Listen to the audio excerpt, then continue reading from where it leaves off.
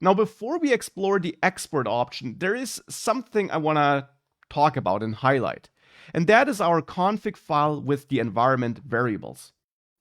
We are using that file for our development and production environment variables. Now, this file is part of our GitHub repository. Here it is. And it needs to be so that Vercel is able to read that file after deployment.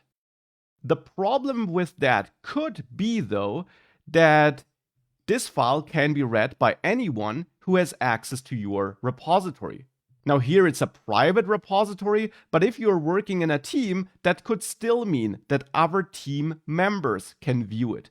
And this might or might not be a problem. I just want to make you aware of that. You should make sure that you only include this config file in your GitHub repository if you can rule out that unauthorized personnel or unauthorized people are able to view that file. If you can't rule out that that's the case, you should not include this config file here, and instead, for production, you should set environment variables through that environment variables feature Vercel offers. And all hosting providers offer built-in environment variable support.